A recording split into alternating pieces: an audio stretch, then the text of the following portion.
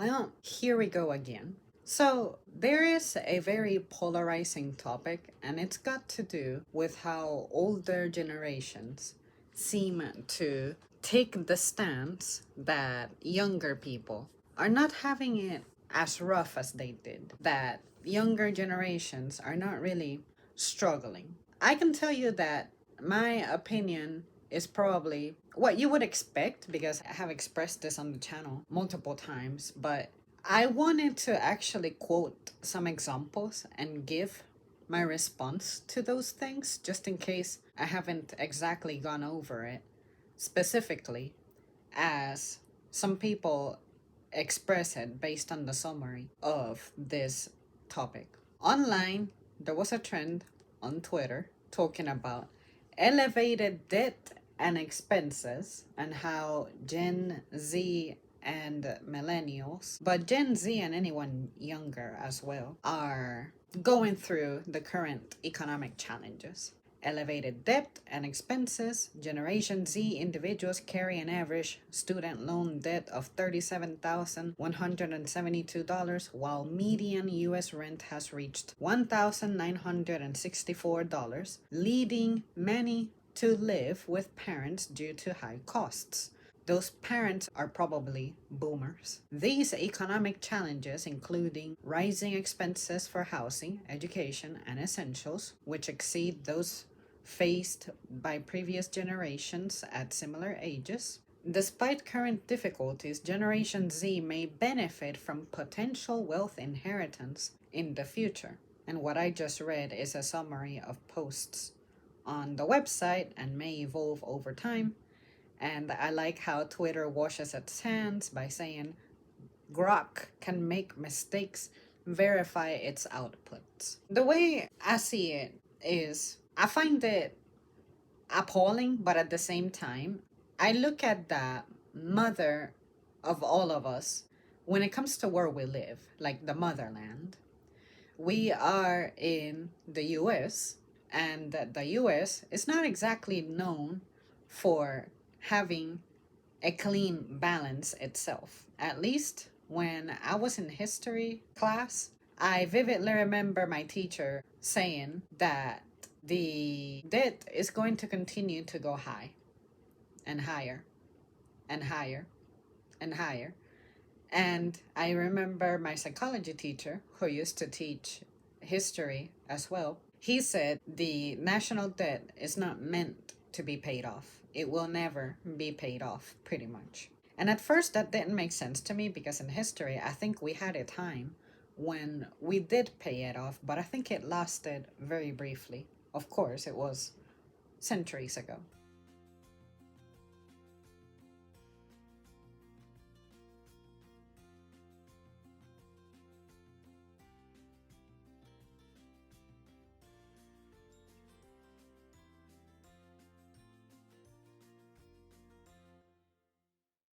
But when you put it like that, when you think about where we come from, you shouldn't really be surprised that this country has a culture of debt, that this is a place that cultivates a pattern of you getting into debt. But I'm not here to necessarily just blame the fact that the country itself is in debt, and therefore we should all be exonerated from our choices when it comes to finances and things. I will say that to me, in my opinion, like I expressed in my, I wouldn't be able to afford college, and I'm glad that I didn't try, especially if I had to take loans. I simply think that being in debt, especially when you're young, is by design of how this is a place that also allows for predatory lenders to exist. Everything that has a business attached to it is done in bad faith in this country. This is a capitalist society, and it is a highly competitive one because it tends to be very saturated everywhere that you go. Needless to say, competitiveness breeds the stress of you wanting to be the one that catches the prize. It's like you're out there hunting and gathering. You want to hunt as aggressively and violently as possible, as early as possible, for as long as possible, so that you increase the odds of you catching the prize. So I look at it as you will prey on younger people as early as possible, with as many offers as possible, day in, day out, until you catch your prize. And it just so happens that these people have caught the prize from millions of people. That is going to create an incentive for you to continue this vicious cycle of who am I going to loan things out to? And I think that the best thing you can do anytime you get a loan offer like that is to resist it. If you don't have the money on you to comfortably manage making payments toward it the moment that the loan is offered to you, I don't think you should leave it up to chance and take out the loan under the premise that your circumstances today may not be good, but in the upcoming future, which you cannot tell how soon or later that future is, you are anticipating something that may arrive in your life to help level your playing field when it comes to making those payments. I'm of the belief that if I'm not comfortable today and I don't see how I can make that move risk-free today, that I'm not going to get involved with it at all, because I don't want to take the chances of how life is so unpredictable that I couldn't have predicted that it wasn't going to work out for me. With that in mind, I am going to go over some of the posts that are top posts on this topic, and I will essentially give my reply. I was going to directly reply to these people, but I felt like everybody under their threads was saying what I wanted to say anyway, and I really didn't see the point of repeating it when repetition does not necessarily make my point better or stronger. It doesn't make it any more true. It doesn't make it any more false. So I just like to see what others are saying, and unless I have something substantial to add, I stay away from the conversation. There is an individual called Peter who, when I open up their AI generated photo, he appears to be someone who has some age to him. And when you click on his profile, it says futures market trader since 1975. This person posted, hey, eggs are no longer $7, and nobody forced you to take out $50,000 in student loans. That is on you, buddy. And they spelled nobody as no body, two separate words. But I admit that your generation has been screwed overall by the older gens. I pity you for some things, but you need to own the stuff you do wrong. All I have to say about that post is, when I think about it in its literal sense, I don't know about you guys, but we need individuals to go to school.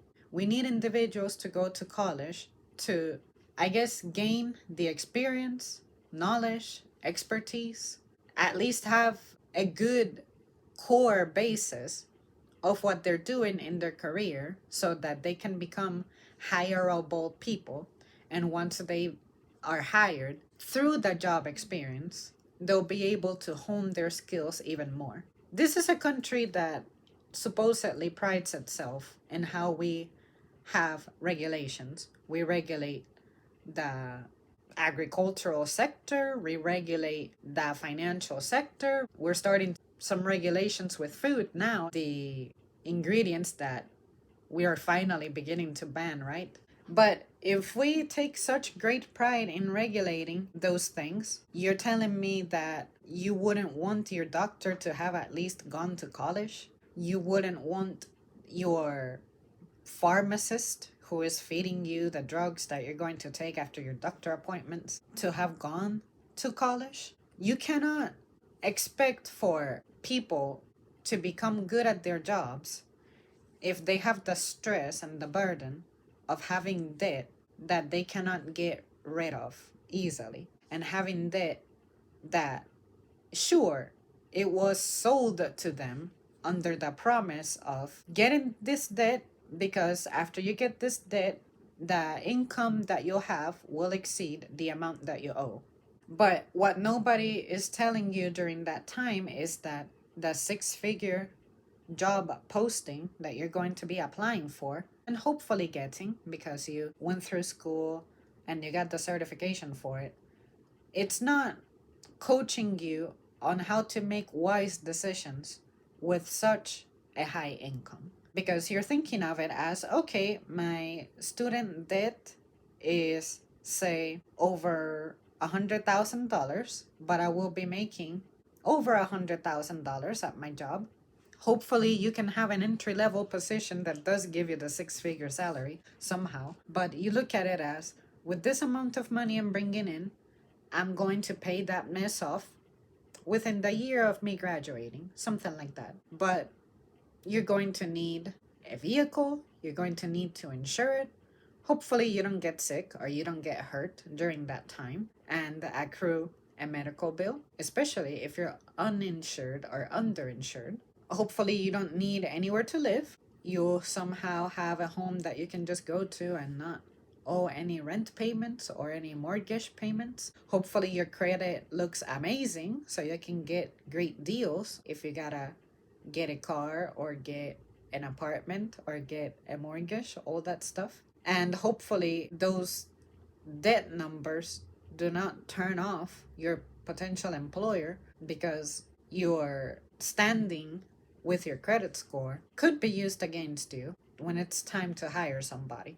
Having a bad credit score doesn't necessarily make you an appealing person everywhere that you go. So for this person to say that them accruing a $50,000 loan is on them, I find that very shallow minded because you're dismissing what it is that made this person want to get that debt. Not only was it because, of course, they want to have a better paying job, just like you guys kept promising us that college was the almost only way to achieve that. We followed your instructions, which you often tell us that as young people we don't listen or we don't like rules, we don't like to pay attention. But then the moment we do something that has you could say, hidden terms and conditions, hidden stipulations, and I say hidden because nobody in my school was talking to us about what it means to be in debt and making a plan for paying that back in the event that your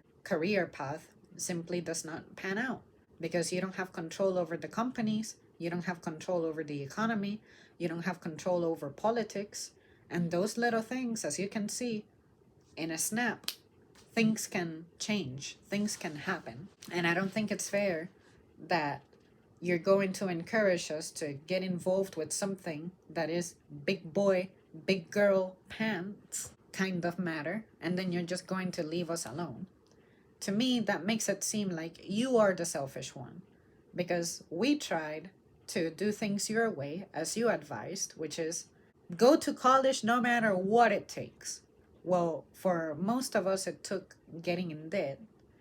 And we want to do it because we also generally want to be invested in a career in which we see the value of our work, especially if it's a pillar in society job, like those fancy, lucrative jobs in the medical sector, for instance. And this is not a country where we're exactly known for our health. Why would you condemn us for going to college, especially when you see that those industries are desperate for people who are skilled and educated at performing the job?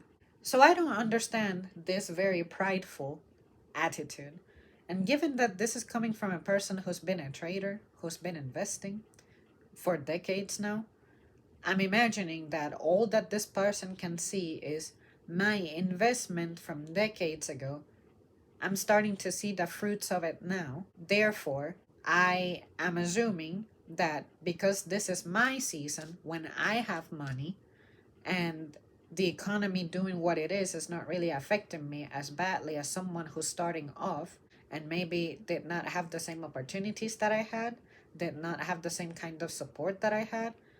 I'm just taking my past experiences for granted as if everybody can attest to the same. The parents of this individual are from a time when the nuclear family, for instance, was valued and the children were often invested in at their sacrifice, at their expense. Like some parents never went to school themselves, but they did whatever they could to ensure that their kids could go to school. And those became the boomers. And now the boomers had children, and I guess those boomers are trying to encourage us, their children, to follow the college path. And we're trying to, but we cannot because of what it entails, or we indulge in it. But once we are on the other side of it, dealing with this debt, we are not talking about how to deal with it in a positive manner. Instead, those very people who encouraged us to go to college are just telling us to be quiet. Nobody said it was going to be easy, to just pay off the damn debt, and we had it worse. And I'm thinking that is the kind of attitude that gives us behavioral issues, and we display them because that is a form of abandonment. Once things got hairy, once things got scary, once things got difficult, especially when it comes to money, the root of all evil, and how your attitude is controlled by it, then what? This trader, if he were to wake up tomorrow to see that all of his bank accounts are either at zero or the negatives, is he gonna be happy? Is he gonna be okay with the fact that all he thought about for decades was about money, investment, growing his capital? If you had nothing tomorrow, would that make you stay calm? Would that make you panic? Would that make you angry? Would that make you freak out? Would you take it gracefully? Would you accept it and start rebuilding?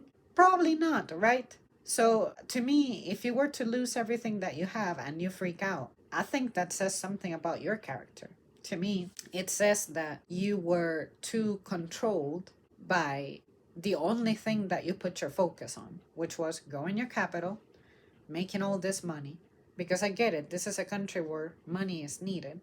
But I'm just saying that perhaps this is a symptom that something needs to change because it's not working out for everybody. But somehow, just because it worked out for you, you want to judge others who are expressing legitimate reasons for why this doesn't work for them. There is too many tiny little factors that need to be aligned in a certain way for this to work out for some people. It has to be something like you had financial education, you had hopefully the right network around you to help you with this stuff. You were probably living at the right place. Some people cannot even get out of the places they were born in that don't exactly promote this type of progress to take place. Just focus on staying quiet, enjoy the fruits of whatever seeds you planted in the past. And if you have the power to do something to alleviate somebody's struggle so that it doesn't have to be as bad as you had it, then do it. But do so quietly. And that is the part that I don't understand. Why you take such great pride in going out into public and belittling and debasing those of us who are not there and will probably never be. And we are not exactly making that a priority either, because we are children of people who made their careers, their husbands, wives, and children, and then us, the actual children and wives and husbands, suffered from the neglect of you being fixated on enjoying in the future, which that future is in the present, what you sacrificed yourself for all those decades ago. And we are saying that had a very detrimental effect on our mental, emotional, and physical state. The temple of our soul, which is the body, is breaking down at a younger age. And for some reason, you want to look past that, deny it entirely, and fixate on how you had it rough too. I think that's selfish. But I'm not an expert. Who am I to say? I know nothing. So that is pretty much the summary of my opinion on that one. At least I'm happy that he can admit that we have been screwed overall. That is a refreshing thing to hear from someone that age. But the part that got me is nobody forced you to take out 50K in student loans. That is on you. So you're encouraging us to forego education. What are we supposed to do, especially when companies are trying to find ways to cut labor? Because labor is the most expensive expense that a company has. You would rather replace us with machines just so that you don't have to share your revenue with workers that are expensive to maintain. Are you telling me that is a business that operates in good faith? Because normally when those jobs are cut, there's nothing to take its place for these people to go to. If anything, they just want to accelerate the rate in which you can continue finding ways that automation can take the place of a person, because you have to pay people, because people are not slaves anymore. And slaves were the people who did not get paid. You want work to be done, but you don't like the expense of work being done. So now you want the work to be done, but without the expense being as expensive, because we do need extra layers for the quality of you maintaining those who produce that labor, which would be things like health insurance, benefits in general. Is that a business that operates in good Christian values, in good faith, like this nation tends to proclaim? There is a person called the Owl of Athena, and when I zoom into her picture, who I presume is her, it's a real life picture of a real woman. She definitely looks like she's up there in age, and her profile reads, "They cannot do it without your money. They cannot do it without your compliance." She posts, "They are still at it. Whiny bitches in the Millennial and Gen Z generations who think everyone older had it easy because they have learned exactly zero history in their shitty public education." And for that, all I have to say is, first of all, language. You all who were raising us used to take great pride in condemning us for the way that we expressed ourselves. We had to be put together a certain way. We had to sound a certain way. There was just vocabulary that was completely unacceptable for you to project. And this person clearly has given up on that. In addition, she expresses how our public education is shitty and there is no history being taught in said education system. So, to that, what I have to say is be very careful about how you express yourself when it comes to how you criticize education, because I don't know about you guys, but usually when you go to school, you're being taught by someone who's older than you.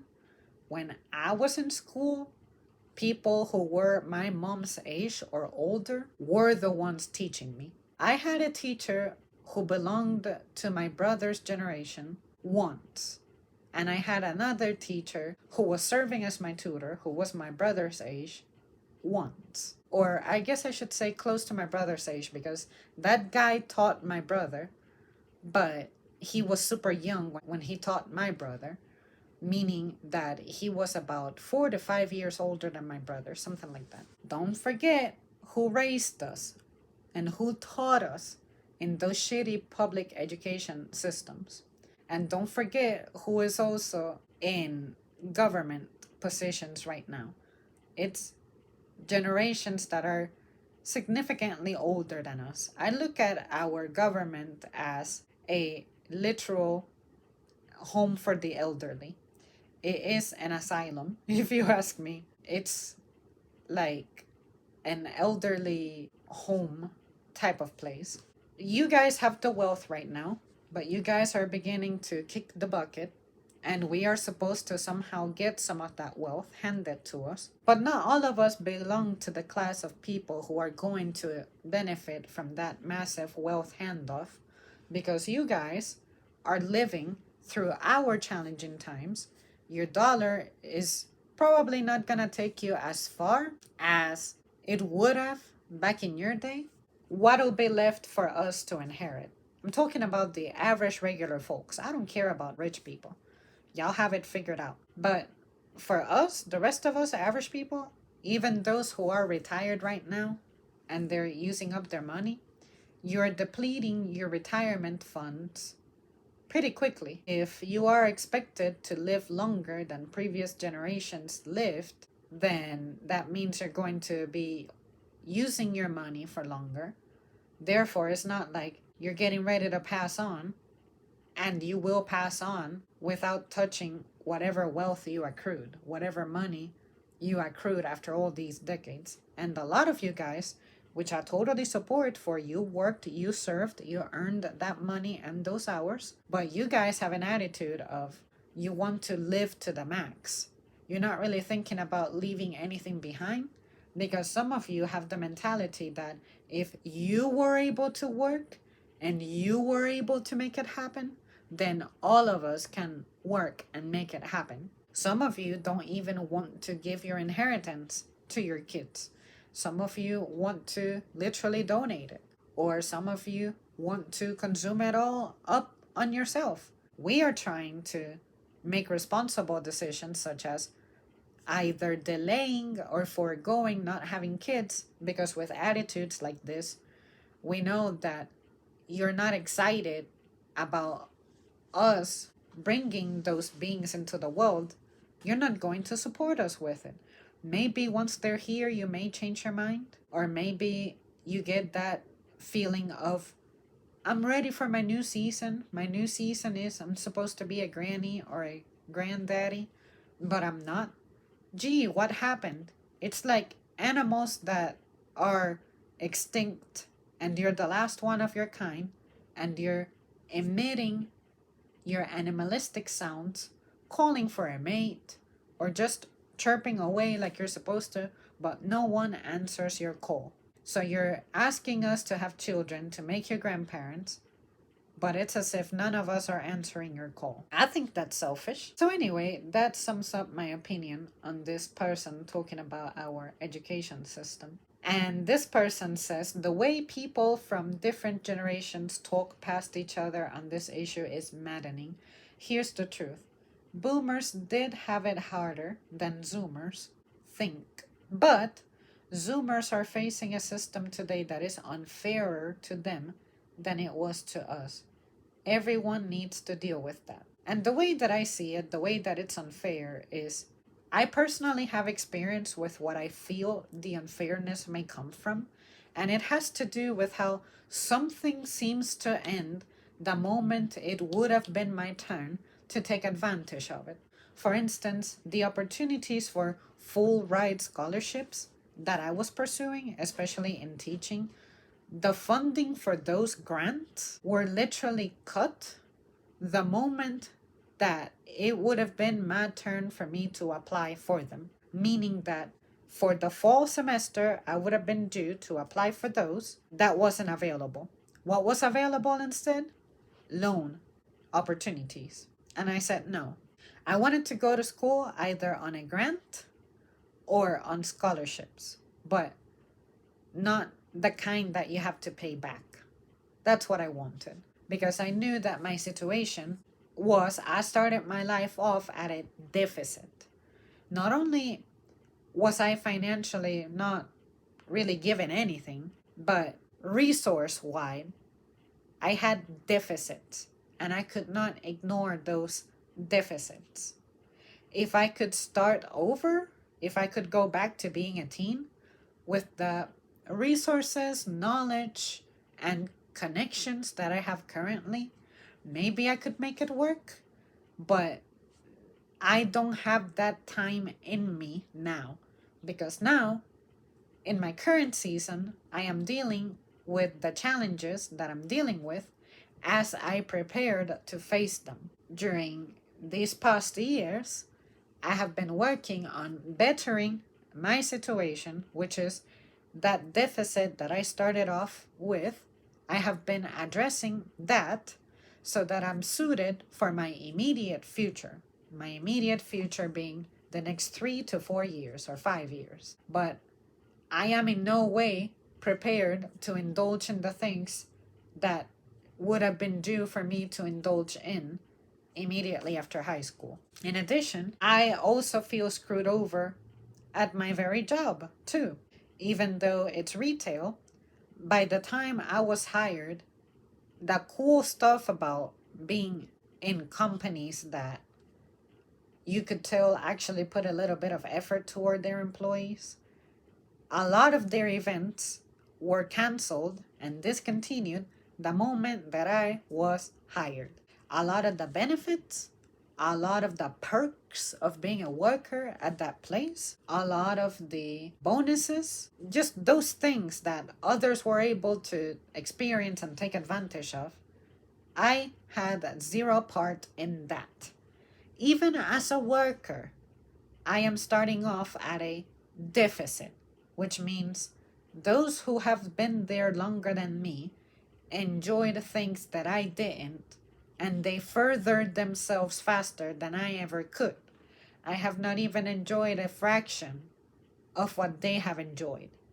Regardless of whether they're full time and part time, these were benefits that were available for everybody across the board. But all I see is beneficial things are being reduced, are being cut, are being eliminated. They're never replaced with anything better, and they are treated like they were something that was a waste of resources. And all I see is my job and existence is getting more difficult. But when I call it out, I am being condemned as someone who's lazy, not as strong, living too comfortably, all those things. And I'm telling you that I have not had my young years be as exciting as your young years. And I have legitimate threats that I'm worried about, but you're dismissing me and telling me to go with the flow. I am afraid of, for instance, my car options for the future are going to be very reliant on electronics. They may not even run on fuel anymore, which is what I'm used to. And I learned that some companies can even shut down vehicles remotely. Those are legitimate concerns. You don't seem to care. And something else I'm concerned about is how once money becomes digital, that is going to create a new problem, a new barrier that somehow we couldn't see coming, but we're going to be suffering as it happens because we're going to be part of the launch generation. We're going to be running on the beta version, the test version, diagnostic version. In the same manner that they can stop cars remotely, who's saying that they won't be able to stop or freeze or take away my money remotely as well? I won't be able to face the people who do that. I just thought I would throw that in there. And someone is saying, excuse me, minimum wage was about $3.50 an hour back then. No one forced you to get the $50,000 loan to go to school. Go cry to someone else. And this is someone who, when I zoom into their picture, they're definitely up there in age. She says she's a mom of two, conservative, Christian, retired, United States Air Force project manager. You are in management positions, which, by the way, once you get in a position of power, management positions, those people don't tend to step down. They don't tend to let them go. They will literally die in those positions and do everything that it takes for you to take those. Hopefully, she's married and not divorced, because sometimes careers be costing people their families. But minimum wage being $3.50 an hour, hopefully things like eggs were not 10 cents. Hopefully your prices at obtaining resources was lower, adjusted for those days. But now we are saying that our version of that, like our minimum payment, what our dollar can get us, does not compare at all to what your dollar could get you. Our minimum wage is $7 and like, is it 25 cents or 50 cents or 75 cents, something like that? At some point, you had to work an hour and you still were not going to be able to afford a dozen eggs. Does that not bother you? Does that not disturb you? No, it doesn't. Because you are already retired from the military and you are a manager making managerial money, whereas the rest of us aren't. That is the point. That is the disconnect that you're refusing to acknowledge and see. Another argument I hate is the so called $5 coffee and the $12 sushi argument. And I'm like, well, grocery store sushi being $12, I think, is the least of our problems. But people coming after the $5 coffee, I find that a little diabolical because at some point, the point of fast food was that it was fast, cheap, and convenient. But now it isn't.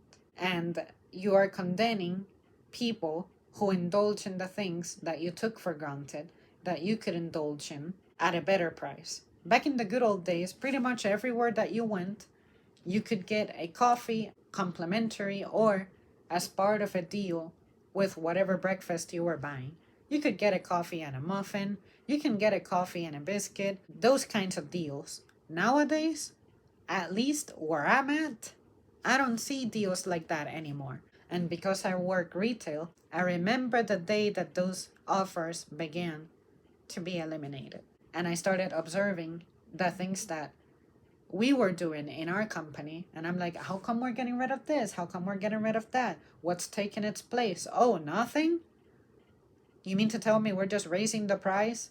We're eliminating this program that people enjoyed and it literally saved money, but now we're making them pay full price? There's no benefit to combining deals anymore? Oh, okay. I guess my coffee can be replaced with water now. I don't need the central nervous system stimulant. Thank God, naturally, I hate the taste of coffee. But, say, my hot chocolate or my Starbucks refresher, I guess. You know what I did? I let those go. They became unreasonable. I wasn't agreeing with those prices anymore. I let them go. I would rather let go of what I consume before I work harder or extra to make sure that I can continue to do that. At that point, I'm programmed to overindulge and I'm addicted to the programming. And I'm saying I'm fighting against it. I think that's the right thing to do. You don't agree with something, you're not happy with something, you just boycott the shit out of it, let it die. As opposed to enslaving yourself to be able to keep up. You don't keep up. You stay chill. This person does make a decent point though, which is, yeah, but our paychecks then paled by today's standards for 20 somethings. You learned to not spend more than you made and you worked your butt off to get ahead. To say that we're not working our butt offs to get ahead is a terrible thing to say when we have to work 3 jobs. In some cases, I know I have 3 jobs, but I don't exactly get paid every day for them. I'm performing jobs today that are planting the seeds so that in some future they give me fruits. And it's not like the money I'm making, that is not life-changing money. It's supplemental money. And I hate how people see that young people are starting off at $15 an hour, whereas they started off at $3.50. And I do agree with the point of how you could spend within your means. You could spend on things that you truly needed as opposed to creating this culture of excess because you can have a lot of stuff mass produced.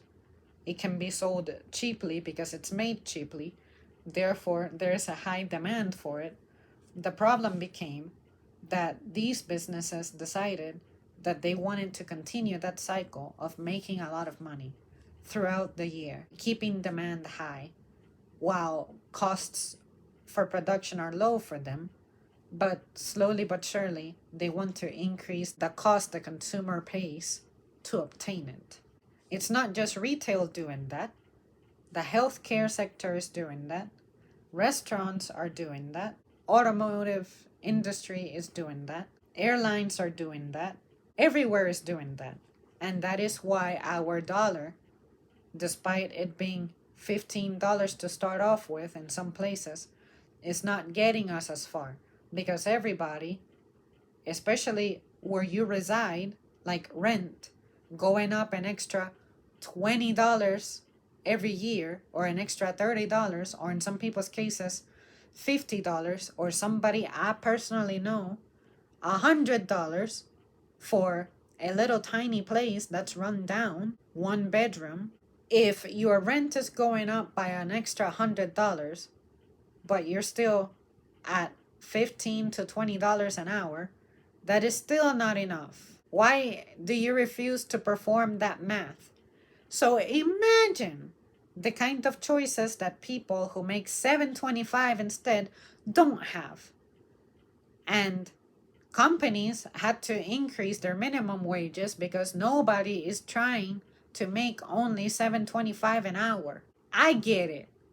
And I'm not even that smart when it comes to this stuff. All you have to do is be an adult with bills and you get it. So anyways, you guys, I'm gonna stop it right here because honestly, it's just repetition at this point. I really think that we need to be more empathetic toward these struggles, but also for the people who are tempted by loans, ask yourself why you're getting the loan, why you're getting into the debt.